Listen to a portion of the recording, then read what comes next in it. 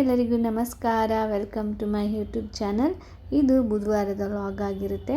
ಇವಾಗ ಟೈಮ್ ಬಂದು 5 o'clock. ಈ ಟೈಮ್ಗೆ ಇದ್ದರೆ ಖಂಡಿತ ಬೇಗ ತಿಂಡಿನೂ ಮಾಡ್ಬೋದು, ಮಕ್ಕಳನ್ನ ಕೂಡ ಬೇಗ ಕಳಿಸ್ಬೋದು ಸ್ಕೂಲ್ಗೆ. ಇನ್ನೂ ಬೇಗ ಇದ್ದರೆ ನಮ್ಮ ಕೆಲಸಗಳನ್ನ ನಾವು ಆರಾಮಾಗಿ ಮಾಡ್ಕೊಬೋದು. ಇವಾಗ ನಮ್ಮ ಕೆಲಸಗಳಂತೂ ನಾನು ಮಾಡ್ಕೋತಾ ಇಲ್ಲ ಯಾವುದು ಕೂಡ. ನಾನು ಡೈರೆಕ್ಟ್ ತಿಂಡಿ ಮಾಡೋಕ್ಕೆ ಅಂತ ಅಡುಗೆ ರೂಮ್ಗೆ ಬಂದಿದ್ದೀನಿ. ಇವಾಗ ಚಳಿ ಟೈಮ್ ಅಲ್ವಾ, ಅದಕ್ಕೆ ಬಿಸಿನೀರು ಇಲ್ಲ ಏನಾದರೂ ಡಿಟಾಕ್ಷನ್ಗಳನ್ನ ಮಾಡಿಕೊಂಡು ಕುಡಿದ್ರೆ ತುಂಬ ಒಳ್ಳೆಯದು. ನಾನಿಲ್ಲಿ ಜೀರಿಗೆ ವಾಟರ್ನ ಕುಡಿತಾ ಇದ್ದೀನಿ. ಅದು ಕುದಿಯೋ ಒಂದು 2 ನಿಮಿಷ 5 ನಿಮಿಷದಲ್ಲಿ ಕುದಿಸ್ಕೊತೀನಿ ಸಾಕು. ಅದು ಕುದಿಯೋ ಅಷ್ಟರಲ್ಲಿ ಸ್ವಲ್ಪ ಚಪಾತಿ ಕಲಸಿಟ್ಬಿಡೋಣ ಅಂತೇಳಿ ಕಲಿಸ್ತಾ ಇದ್ದೀನಿ. ಇವತ್ತು ತಿಂಡಿ ಬಂದು ಚಪಾತಿ ಜೊತೆ ಪೊಟ್ಯಾಟೊ ಪಲ್ಯ ಮಾಡೋಣ ಅಂಥೇಳಿ ರೆಡಿ ಮಾಡ್ಕೊತಾ ಇದ್ದೀನಿ. ಚಪಾತಿ ಕಲಸಿಟ್ಟಿದ್ದೀನಿ. ಇವಾಗ ಒಂದು 1 hour ಇಲ್ಲ 30 minutes ಬಿಟ್ಟು ಆಮೇಲೆ ಒತ್ಕೊತೀನಿ ಚಪಾತಿ. ಇಲ್ಲಿ ನಾನು ಜೀರಿಗೆ ವಾಟರ್ ಕುಡಿತಾ ಇದ್ದೀನಿ. ಈ ಟೈಮಲ್ಲಂತೂ ಬಿಸಿ ಬಿಸಿನೇ ಕೇಳ್ತಾ ಇರುತ್ತೆ ನಮ್ಮ ಗಂಟಲು. ಹಂಗೆ ಇಲ್ಲಿ ಪೊಟ್ಯಾಟೊಗೆ ಬೇಯೋಕ್ಕೆ ಅಂತ ಇಟ್ಟಿದ್ದೀನಿ. ಪೊಟ್ಯಾಟೊ ಪಲ್ಯಗೆ 3 ವಿಸಲ್ ಕೂಗಿಸ್ಕೊಂಡ್ರೆ ಸಾಕು. ಅದು ಜಾಸ್ತಿ ಬೆಂದ್ಬಿಡುತ್ತೆ ಒಟ್ಟಿನಲ್ಲಿ. 3 ವಿಸಲೇ ಸಾಕು. ಒಟ್ಟಿನಲ್ಲಿ ಜಾಸ್ತಿ ಏನು ವಿಸಲ್ ಕೂಗ್ಸೋದೇನು ಬೇಡ.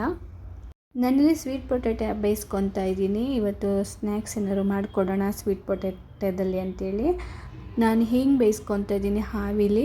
ಹಾಗೆ ನೀರಲ್ಲಿ ಪಾತ್ರೆಗೆ ನೀರು ಹಾಕಿ ಏನು ಬೇಯಿಸ್ಕೊತಾಳೆ, ಇವತ್ತು ಆವಿಯಲ್ಲಿ ಬೇಯಿಸ್ಕೊತೀನಿ. ಚೆನ್ನಾಗಿ ಬರುತ್ತೆ ಆವಿಯಲ್ಲಿ ಬೇಯಿಸಿದ್ರು ಕೂಡ. ನೋಡಿ ಎಷ್ಟು ಚೆನ್ನಾಗಿ ಬೆಂದಿದೆ. ಸರಿ, ಇದು ರೆಡಿ ಆಯಿತು. ಇವಾಗ ನಾನು ಪೊಟ್ಯಾಟೊ ಪಲ್ಯ ಮಾಡ್ಕೊಡೋಕ್ಕೆ ಬಾಣಲಿಗೆ ಸ್ವಲ್ಪ ಎಣ್ಣೆ ಹಾಕಿ ಸಾಸಿವೆ ಸಿಡಿದ ಮೇಲೆ ಇದಕ್ಕೆ ಈರುಳ್ಳಿ ಎಲ್ಲ ಸಾಸಿವೆ ಆದಮೇಲೆ ಕಡಲೆಬೇಳೆನ ಅಲ್ಲಿ ನಾನು ಕುಟ್ಟಿ ಹಾಕ್ಕೊತಾ ಇದ್ದೀನಿ. ಹಾಗೆ ಹಾಕ್ಕೊಂಡ್ರೆ ನನ್ನ 2 ಮಕ್ಕಳು ಕೂಡ ಎತ್ತಿ ಸೈಡ್ಗೆ ಹಾಕ್ತಾರೆ. ಅದಕ್ಕೆ ಆಮೇಲೆ ಈರುಳ್ಳಿ ಹಾಕ್ಕೊಂಡು ಚೆನ್ನಾಗಿ ಫ್ರೈ ಮಾಡ್ಕೊಬೇಕು. ಕೆಂಪು ಆಗಬೇಕು ಅಷ್ಟರ ಮಟ್ಟಿಗೆ ಫ್ರೈ ಮಾಡಿಕೊಂಡು ಆಮೇಲೆ ಸ್ವಲ್ಪ ಹಸಿಮೆಣ್ಸಿಕಾಯಿ 1 ಇಂದ 2 ಹಸಿಮೆಣ್ಸಿಕಾಯಿ ಹಾಕಿ ಅದನ್ನು ಕೂಡ ಚೆನ್ನಾಗಿ ಫ್ರೈ ಮಾಡಿಕೊಂಡು ಇವಾಗ ಸ್ವಲ್ಪ ಕರಿಬೇವು ಸೊಪ್ಪು ಹಾಗೆ ಹಾಕ್ಬಿಟ್ಟು ಕಟ್ ಮಾಡಿ ಹಾಕಿದ್ರೆ ಹಾಗೆ ಚೆನ್ನಾಗಿ ತಿಂದ್ಕೊತಾರೆ. ಆಮೇಲೆ ನಾನಿಲ್ಲಿ ಕ್ಯಾಪ್ಸಿಕಮ್ನ ಆ್ಯಡ್ ಮಾಡ್ತಾಯಿದ್ದೀನಿ. ಕ್ಯಾಪ್ಸಿಕಮ್ ಹಾಕಿದ್ರೆ ತುಂಬ ಚೆನ್ನಾಗಿ ಬರುತ್ತೆ ಪೊಟ್ಯಾಟೊ ಪಲ್ಯ, ಬೇರೆ ಥರನೇ ಟೇಸ್ಟ್ ಇರುತ್ತೆ. ಹಾಗೆ ಅರಿಶಿನ ಪುಡಿ, ರುಚಿಗೆ ತಕ್ಕಷ್ಟು ಉಪ್ಪು ಹಾಕಿ ಇಲ್ಲಿ ಸ್ವಲ್ಪ ನೀರು ಹಾಕಿ ಅದು ಉಪ್ಪು ಕರಗೋ ಥರ ಬಿಡಬೇಕಿತ್ತು. ನಾನು ಹಾಗೆ ಹಾಕಿಬಿಟ್ಟೆ. ಆಮೇಲೆ ಸ್ವಲ್ಪ ನೀರು ಆ್ಯಡ್ ಮಾಡಿ ಸ್ವಲ್ಪ ಚೆನ್ನಾಗಿ ಕುದಿಸ್ಕೊಂಡೆ. ಚೆನ್ನಾಗಿ ಮಿಕ್ಸ್ ಮಾಡಬೇಕಿದು. ಅದೆಲ್ಲ ಸರಿಯಾಗೆಲ್ಲ ಮಿಕ್ಸ್ ಆಗಬೇಕಲ್ಲ, ಮಸಾಲೆ ಎಲ್ಲ ಫ್ರೈ ಮಾಡಿದ್ದೆಲ್ಲ ಮಿಕ್ಸ್ ಆಗಬೇಕಲ್ಲ, ಅದಕ್ಕೆ ಮಿಕ್ಸ್ ಮಾಡಿ ಆಮೇಲೆ ನಾನು ನೀರು ಹಾಕ್ಕೊಂಡಿದ್ನಲ್ಲ ಅದನ್ನು ಸ್ವಲ್ಪ ಹೊತ್ತು ಕುದಿಸ್ದೆ. ಎಷ್ಟು ಬೇಕಷ್ಟು ನೀವು ತೆಳ್ಳಗೆ ಮಾಡ್ಕೋತೀನಿ ಅಂದರೂ ತೆಳ್ಳಗೆ ಮಾಡ್ಕೊಬೋದು. ನಾನು ತುಂಬ ತೆಳ್ಳಾದರೆ ಚೆನ್ನಾಗಿರಲ್ಲ, ಟೇಸ್ಟ್ ಒಂಥರ ಇರುತ್ತೆ ಅಂತೇಳಿ ಬರೀ ಹಾಗೆ ಮಾಡ್ಕೋತೀನಿ. ಯಾಕಂದರೆ ಇದ್ರ ಜೊತೆಗೆ ಚಪಾತಿ ಕೊಟ್ಟು ಕಳಿಸ್ತಾ ಇದ್ದೀನಿ, ಅದಕ್ಕೋಸ್ಕರ. ಇದು ರೆಡಿ ಆಯಿತು. ಇವಾಗ ಮೇಲೆ ಸ್ವಲ್ಪ ನಿಂಬೆಹಣ್ಣು, ಸ್ವಲ್ಪ ಕೊತ್ತಂಬರಿ ಸೊಪ್ಪು ಉದುರಿಸಿದ್ರೆ ಪೊಟ್ಯಾಟೊ ಪಲ್ಯ ರೆಡಿ. ಒಂದ್ಸಲ ಟ್ರೈ ಮಾಡಿ, ತುಂಬ ಚೆನ್ನಾಗಿ ಬಂದಿತ್ತು. ಹಾಗೆ ಇವತ್ತು ನನ್ನ ಮಕ್ಕಳು ಬೇಗನೆ ಎದ್ದಿದ್ರು.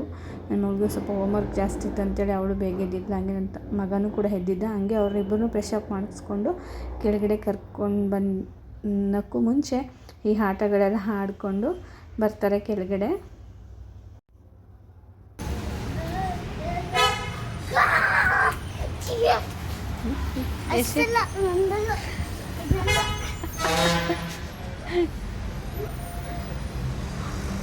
ಓ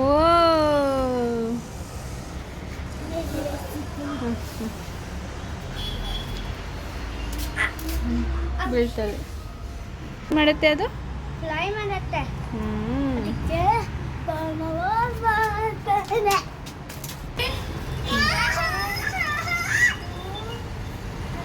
ಕಿತಾಪತಿ. ನನ್ನ ಮಗಳು ಭಾರಿ ಕಿತಾಪತಿ. ನನ್ನ ಮಗ ಹೆಂಗೋ ಆಟ ಆಡ್ತಿದ್ದ, ಆದರೆ ನನ್ನ ಮಗಳು ಇನ್ನು ಲೇಟ್ ಆಗುತ್ತೆ ಅಂತ ತೂದು ಎಸ್ತೇ ಬಿಟ್ಲು ಅದನ್ನು. ಇನ್ನು ಸರಿ ಅಂತೇಳಿ ಹೆಂಗೋ ಸಮಾಧಾನ ಆದ ಅವನು. ಹಾಗೆ ತಿಂಡಿ ಇಲ್ಲಿ ಬಾಕ್ಸ್ಗೆ ಚಪಾತಿ, ಸ್ವಲ್ಪ ಸ್ವೀಟ್ ಪೊಟ್ಯಾಟೊ ಪಂಚಾಮೃತ ಮಾಡಿದ್ದೆ. ಇದಂತೂ ತುಂಬ ಚೆನ್ನಾಗಿ ಬಂದಿತ್ತು. ಹಂಗೆ ಹಾಕಿ ಕಳಿಸ್ತಾ ಇದ್ದೀನಿ ಸ್ಕೂಲ್ಗೆ. ಅವ್ರ ಲಂಚ್ ಬಾಕ್ಸ್ ರೆಡಿ ಮಾಡಿ ಅವ್ರನ್ನ ತಿನ್ನಿಸಿ ಕಳಿಸ್ತಾ ಇದ್ದೀನಿ ಸ್ಕೂಲ್ಗೆ. ಇನ್ನು ಅವ್ರು ಸ್ಕೂಲಿಗೆ ಹೋದ್ಮೇಲೆ ನಮ್ಮ ಕೆಲಸಗಳು ಸ್ಟಾರ್ಟು. ಸೊ ನಾನೇ ಆಲ್ಮೋಸ್ಟು ಚಾಪೆ ಮತ್ತು ದಿಂಬು ಎಲ್ಲ ಎತ್ತಿ ಕಸ ಗುಡಿಸಿ ರೆಡಿ ಮಾಡಬೇಕು. ಇವಾಗ ನಾವು ಚಾಪೆ ಹಾಸಿ ಕೆಳಗಡೆನೇ ಮಲ್ಕೊಳ್ಳೋದು. ನಮ್ಮಲ್ಲಿ ಬೆಡ್ ಇದೆ, ಆದರೆ ಬೆಡ್ಡು 4 ಜನಕ್ಕೂ ಸಾಲಲ್ಲ, ಅದು ಇಬ್ಬರಿಗೆ ಮಾತ್ರ. ಅದಕ್ಕೋಸ್ಕರ ನಾವು ಕೆಳಗಡೆನೇ ಚಾಪೆ ಹಾಸ್ಕೊಂಡು ಮಲ್ಕೊತೀವಿ. ಚಾಪೆ ಮೇಲೆ ಮಲ್ಕೊಂಡ್ರೂ ಕೂಡ ಆರಾಮಾಗಿ ಮಲ್ಕೋಬೋದು, ಏನಿಲ್ಲ. ಆದರೆ ಯಾವಾಗ ನಮಗೆ ಮೈಕೈ ನೋವು ಬರುತ್ತೆ ನೋಡಿ, ಆವಾಗ ಬೆಡ್ ಕೇಳಿಸುತ್ತೆ. ನಾವು ಕೂಡ ಬೆಡ್ಡಲ್ಲಿ ಮಲ್ಕೋಬೇಕು ಅಂತ ಆಸೆ ಇದೆ, ಆದರೆ ಸದ್ಯಕ್ಕೆ ಆ ಬೆಡ್ನ ಅವಶ್ಯಕತೆ ಇದೆ, ಬಟ್ ನಾವು ತೊಗೊಳಕ್ಕಾಗ್ತಿಲ್ಲ, ತೊಗೊಳ್ತೀನಿ ಮುಂದೆ. ಫಸ್ಟ್ ಈ ಕೆಲಸ ಎಲ್ಲ ಮುಗಿಸಿ ಆಮೇಲೆ ಬೇರೆ ಕೆಲಸ ಎಲ್ಲ ಮುಗಿಸಿ ನಮ್ಮ ತಿಂಡಿ ತಿನ್ನೋದು. ಸೊ ಇವಾಗ ನಾನು ಇದೆಲ್ಲ ಮಡಚಿ ಇಟ್ಟು ಆಮೇಲೆ ಫ್ರೆಶ್ ಅಪ್ ಆಗೋಕ್ಕೆ ಹೋಗಬೇಕು. ನಾನು ಮರ್ತಾ ಒಂದು ಮಾತು ಹೇಳೋಕ್ಕೆ ಇಷ್ಟಪಡ್ತೀನಿ. ನಾವು ಮಲ್ಕೊಳ್ಳೋ ಜಾಗ ನಮಗೆ ತುಂಬಾ ಅಂದರೆ ಟ್ರೀಟ್ಮೆಂಟ್ ಸಿಗೋ ಜಾಗ ಅಂತ ಹೇಳ್ಕೊತೀನಿ. ಯಾಕಂದರೆ ಬೆಳಗ್ಗೆಯಿಂದ ಸಂಜೆ ತನಕ ಕೆಲಸ ಮಾಡಿರ್ತೀವಿ. ನಾವು ಮಲಗಿ ಎದ್ದಾಗ ನಮ್ಮಲ್ಲಿರೋ ಪೇನ್ಗಳಾಗಿರಲಿ, ನಮ್ಗಳಲ್ಲಿರೋ ನೋವುಗಳಾಗಿರಲಿ, ಬೇಜಾರಾಗಿರಲಿ, ಏನೋ ಮರೆಯೋದಿತ್ತು ಅಂದರು, ಏನು ನೋವಿತ್ತು ಅಂದರು ಅದನ್ನೆಲ್ಲ ಈ ಬೆಡ್ಡಿಂದನೇ ನಾವು ಮರೆಯೋಕ್ಕಾಗೋದು, ಆ ನೋವು ದೂರ ಆಗೋಕ್ಕಾಗೋದು. ಅದಕ್ಕೆ ಬೆಡ್ನೆಲ್ಲ ತುಳಿಬೇಡಿ, ಮತ್ತು ಚಾಪೆಯನ್ನು ತುಳಿಬೇಡಿ, ಬೆಡ್ಶೀಟ್ ಇದೆಲ್ಲ ತುಳಿಯೋಕ್ಕೆ ಹೋಗಬೇಡಿ ಅಂತೆಲ್ಲ ಹೇಳ್ತಾರೆ. ಆದರೂ ನಾವುಗಳು ಅದನ್ನು ತಲೆಗೆ ಹಾಕ್ಕೊಡಲ್ಲ. ಎಲ್ಲದಕ್ಕೂ ಯೂಸ್ ಮಾಡ್ತಾನೆ ಇರ್ತೀವಿ. ತುಳಿಯೋದಕ್ಕೂ ಯೂಸ್ ಮಾಡ್ತಿರ್ತೀವಿ, ಕೂತ್ಕೊಳ್ಳೋಕ್ಕೂ ಯೂಸ್ ಮಾಡ್ತಿರ್ತೀವಿ, ಎಲ್ಲ ಮಾಡ್ತಿರ್ತೀವಿ. ಬಟ್ ಇದನ್ನೆಲ್ಲ ನಾವು ತಲೆಯಲ್ಲಿ ಇಟ್ಕೋಬೇಕು. ಏಕೆಂದರೆ ಬೆಳಗ್ಗೆಯಿಂದ ಸಂಜೆ ತನಕ ನಾವು ಕೆಲಸ ಮಾಡಿರ್ತೀವಿ. ನಮ್ಮ ಮೈ ಕೈ ನೋವು ಎಷ್ಟೊಂದು ಇರುತ್ತೆ, ಮತ್ತು ಬೇರೆ ಬೇರೆ ಪ್ರಾಬ್ಲಮ್ಗಳೆಲ್ಲ ನಮ್ಮ ತಲೆಯಲ್ಲಿರುತ್ತೆ. ನಾವು ಮಲಗಿದ್ದು ಎದ್ದಾಗ ನಮ್ಗೆ ಆ ನೋವು ಮರ್ತೋಗಿರುತ್ತೆ, ಎಲ್ಲ ಮರ್ತೋಗಿರುತ್ತೆ. ಸೊ ನಾವು ಅದಕ್ಕೆ ರೆಸ್ಪೆಕ್ಟ್ ಕೊಡಬೇಕು ಅಂತ ನಾನು ಹೇಳೋಕ್ಕೆ ಇಷ್ಟಪಡ್ತೀನಿ. ಫ್ರೆಶ್ ಅಪ್ ಆಗಿ ಬಂದೆ. ಇವಾಗ ನಾನು ರಂಗೋಲಿ ಹಾಕ್ಬಿಟ್ಟು ದೀಪ ಹಚ್ಚೋಣ ಅಂದ್ಕೊಂಡೆ, ಆದರೆ ಹಚ್ಚೋಕ್ಕಾಗ್ತಿಲ್ಲ. ಅದಕ್ಕೆ ಈಗ ಬರೀ ರಂಗೋಲಿ ಮಾತ್ರ ಬಿಡಿಸ್ತಾಯಿದ್ದೀನಿ. ನಾನು ನಿನ್ನೆ ಬಿಡಿಸಿದ ರಂಗೋಲಿನ ತೊಗೊಂಡೇ ಇಲ್ಲಿ, ಅದು ಕೂಡ ಚೆನ್ನಾಗೇ ಇದೆ. ಅದನ್ನು ಯೂಸ್ ಮಾಡೋದಲ್ಲ ಅಂತ ಅನ್ನಿಸ್ತು. ಬಟ್ ಯೂಸ್ ಮಾಡೋದು ನನಗೆ ಸರಿ ಅನಿಸುತ್ತೆ, ಬಟ್ ನೋಡೋರಿಗೆ ಏನು ಅನಿಸುತ್ತೋ ಗೊತ್ತಿಲ್ಲ. ಏನಾದ್ರು ಅನಿಸಿದ್ರೆ ಆ ಥರ ಯೂಸ್ ಮಾಡಬಾರ್ದು ಅಂತ ಏನಾದ್ರು ಇತ್ತು ಅಂದರೆ ಕಮೆಂಟಲ್ಲಿ ತಿಳಿಸಿ. ನನಗೆ ಏನೂ ಅನಿಸಿಲ್ಲ, ಯೂಸ್ ಮಾಡ್ಬೋದು ಅಂತ ಅನ್ನಿಸ್ತು. ಹಂಗೆ ಇಲ್ಲಿ ಒಂದು ಬಾರ್ಡ್ರ್ ಚಿತ್ರ ಬಿಡಿಸ್ತಾಯಿದ್ದೀನಿ. ತುಂಬ ಸಿಂಪಲ್ಲಾಗಿ ಬಿಡಿಸ್ತಾಯಿದ್ದೀನಿ ಇವತ್ತು ರಂಗೋಲಿ, ಬಾರ್ಡ್ರದ್ದು ಮಾತ್ರ. ಇದು 9ರಿಂದ 1 ಚುಕ್ಕಿ ರಂಗೋಲಿ. ಇದು ಸಮ ಚುಕ್ಕಿ, ಅದು ಎಳೆ ರಂಗೋಲ. ಫೈನಲಿ ಹಿಂಗೆ ಬಂತು ನೋಡಿ. ನಾವು ಬಾಗಿಲು ತೊಳೆದು ಒಂದು ರಂಗೋಲಿ ಹಾಕಿದ್ರೆ ಏನೋ ಒಂಥರ ಫೀಲು, ಹೊಸ ಫೀಲು. ಹಂಗೆ ನಾನು ಬೆಳಿಗ್ಗೆ ಪಂಚಾಮೃತ ಮಾಡಿದೆ ಗೆಣಸುದು. ಏನಿಲ್ಲ, ಇದಕ್ಕೆ ನಾವು ಹೇಗೆ ಬಾಳೆಹಣ್ಣು ಹಾಕಿ ಪಂಚಾಮೃತ ಮಾಡ್ತೀವಿ ಹಾಗೆಯೇ ಇದಕ್ಕೆ ಗೆಣಸು ಹಾಕಿ ಮತ್ತು ಕಾಯಿ, ಕೊಬ್ಬರಿ ತುರಿ ಇಲ್ಲ ಕಾಯಿ, ಸ್ವಲ್ಪ ಅವಲಕ್ಕಿ, ಪೇಪರ್ ಅವಲಕ್ಕಿ, ಬೆಲ್ಲ ಇಷ್ಟನ್ನು ಹಾಕಿ ಮಿಕ್ಸ್ ಮಾಡಿ ಗೆಣಸಿನ ಜೊತೆ ತಿಂದರೆ ತುಂಬಾ ಚೆನ್ನಾಗಿರುತ್ತೆ. ಚೆನ್ನಾಗಿ ಬಂದಿತ್ತು. ನನ್ನ ಮಕ್ಕಳಿಗೂ ಕೂಡ ಸ್ನ್ಯಾಕ್ಸ್ ಅದೇ ಆಗುತ್ತೆ. ಅವ್ರು ತಿಂದು ನೋಡಿಬಿಟ್ಟು ತಿರ್ಗಿ ನಮ್ಮ ಮನೆಯವ್ರು ಕೇಳಿದ್ರು, ಅದಕ್ಕೆ ಅವ್ರಿಗೂ ಕೂಡ ಮಾಡಿ ನಾನು ಕೂಡ ಮಾಡಿ ತಿಂದ್ಬಿಟ್ಟು ಇವಾಗ ಪಾತ್ರೆ ತೊಳಿತಾ ಇದ್ದೀನಿ. ಸ್ವಲ್ಪ ಪಾತ್ರೆ ಇತ್ತು, ಆ ಪಾತ್ರೆ ಎಲ್ಲ ತೊಳೆದ್ಬಿಟ್ಟು ಬೇರೆ ಕೆಲಸಗಳಿದೆ ಅದನ್ನು ಮಾಡಬೇಕು. ಪಾತ್ರೆ ತೊಳೆದ ತಕ್ಷಣ ಅಲ್ಲೇ ಇಟ್ಟರೆ ಬೇರೆ ಕೆಲಸಗಳು ಮಾಡೋಕ್ಕಾಗಲ್ಲ. ಅದಕ್ಕೆ ಇಲ್ಲಿ ನಾನು ಎಲ್ಲ ನೀರೆಲ್ಲ ಸೋರಿಸಿ ಎತ್ತಿಟ್ಬಿಟ್ಟು ಆಮೇಲೆ ಕಿಚನೆಲ್ಲ ಒರೆಸ್ಬಿಟ್ಟು ಇಟ್ಬಿಡ್ತೀನಿ ಎಲ್ಲದೂ.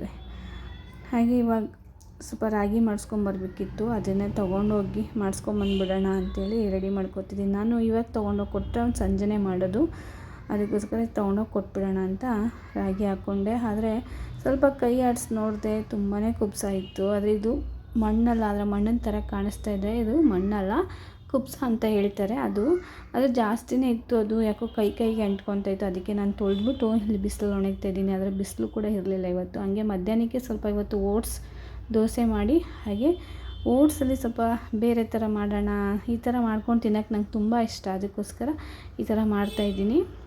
ಓಟ್ಸ್ ಮಸಾಲ ಅಂತ, ಇದು ತುಂಬಾ ಚೆನ್ನಾಗಿ ಬಂದಿತ್ತು. ನೆಕ್ಸ್ಟ್ ಟೈಮ್ ಖಂಡಿತ ನಾನು ತೋರಿಸ್ತೀನಿ. ಆಗಿತ್ತು. ಮಧ್ಯಾಹ್ನದ ಊಟ ಇಷ್ಟೇ ಮಾಡಿದ್ದು, ಸ್ವಲ್ಪ ಲೇಟೇ ಆಯಿತು. ಮಕ್ಕಳು ಬರೋ ಟೈಮಲ್ಲಿ ನಾನು ಇದನ್ನು ಮಾಡ್ಕೊಂಡು ತಿಂತಾಯಿದ್ದೀನಿ. ಸೊ ನನ್ನ ಮಗಳು ಬಂದಳು, ಅದಕ್ಕೆ ಅವಳಿಗೂ ಕೊಡ್ತಾಯಿದ್ದೀನಿ. ಅವಳು ತಿಂದಳು, ಚೆನ್ನಾಗಿದೆ ಅಂತ ಹೇಳಿದ್ಲು. ಲಂಚ್ ಬಾಕ್ಸ್ಗೂ ಹಾಕ್ಕೊಡಿ ಅಂತ ಹೇಳಿದ್ಲು. ನನಗೆ ಈ ಥರ ಬೆಳಗ್ಗೆ ಟೈಮು ಸ್ವಲ್ಪ ಗಂಜಿ ಥರ ಸ್ವಲ್ಪ ಹೀರೋ ಫುಡ್ ತಿನ್ನೋಕ್ಕೆ ಇಷ್ಟಪಡ್ತೀನಿ ನಾನು. ಸೊ ಅದಕ್ಕೆ ನನಗೆ ಈ ಥರ ಇಷ್ಟ. ನನ್ನ ಮಗನಿಗೂ ಕೊಟ್ಟೆ, ನನ್ನ ಮಗ ಬೇಡ ಅಂದ. ಅದಕ್ಕೆ ಅನ್ನ ಕೆಳಗಡೆ ಕರ್ಕೊಬಂದು ದೋಸೆನೇ ಮಾಡಿಕೊಟ್ಟೆ, ಅವನಿಗೆ ತಿಂತಾಯಿದ್ದಾನೆ. ಹಾಗೆ ಮೇಲೆ ರಾಗಿ ಒಣಗಿದ್ನಲ್ಲ, ಅದನ್ನು ಎತ್ಕೊಂಬಂದುಬಿಡೋಣ ಅಂತೇಳಿ ಬಂದೆ. ಇಲ್ಲಿ ಸ್ವಲ್ಪ ಬಿಸಿಲಿರಲಿಲ್ಲ ಕೆಳಗಡೆ, ಅದಕ್ಕೆ ಮೇಲೆ ಒಣಗಿ ತೊಗೊಂಡೋಗಿ ಕೊಡೋಣ ಅಂತ. ಪುಷನ್ ಏನು ಮಾಡ್ತಾಯಿದ್ದಾನೆ?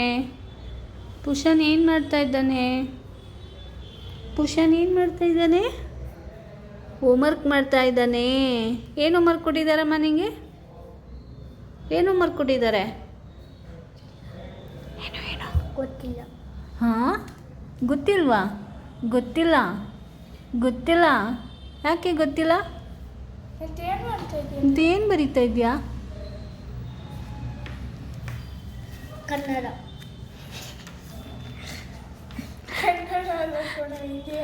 ಕನ್ನಡ ಅಲ್ಲ, ಅದು ಹಿಂದಿ ಅಲ್ವಾ? ಇಲ್ಲ ಇಲ್ಲ ಅದು ಇಲ್ಲ. ಓ ಇವನು ಯಾಕಂದರೆ ಹಿಂದಿನೂ ಕನ್ನಡ ಹೇಳ್ತೀವಲ್ಲ ಹಾ ಆ ಹಿ ಈ ಅಂತ.